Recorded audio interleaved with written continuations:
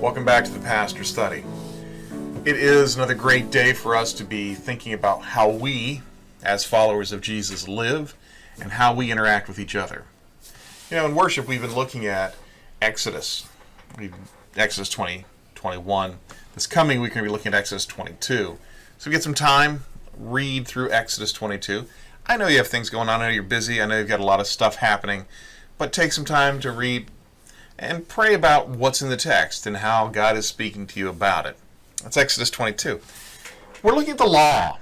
And what part of this is about is not you and I, let's be honest. In Exodus 22, part of what we talk about is the bride price, what it costs to purchase a wife. Now, we don't do things like that. It's not part of the way that we understand the world to work. But it was very much part of the world in which ancient Israel was established. So as we look at the law, the thing that I want to keep reiterating is that God is establishing a community here.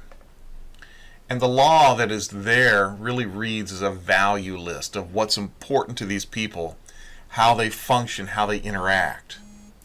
And those are things that we need to consider as the church, as God's people here in North America and beyond, how we interact with each other, not just in our particular congregations, but as Christians in general. How do we get along? How do we interact with each other? What do we tell the world that we're about by the way that we behave with each other? I think it's a really good question. At one point, Protestant Catholics were locked in a centuries-old conflict. What does that tell the world about Christians? Nothing good. Yes, we have disagreements on theology and on some pretty big issues as well. But you know what? At a certain point, as long as we have orthodox understandings of who Jesus is and his role, some of this stuff works itself out in ways that I'm okay with, simply because we're all Orthodox believers. Yes, there are problems, there are difficulties, there are times we don't see eye to eye. But how we handle those disagreements, that sends a message to the world, and that's something that you and I need to think through. What are the values of Christianity in North America today? Are we concerned about being united? Are we concerned about sharing Jesus with the culture that we live in? Or are we still more interested in fighting about who has the correct understanding of baptism or communion, or whether we sing praise hymns, or whether we sing traditional hymns, or whether we sing other music, or engage in liturgical dance? At a certain point with all these things, I don't really care. Why? Because they're all secondary issues. Some are probably even tertiary issues.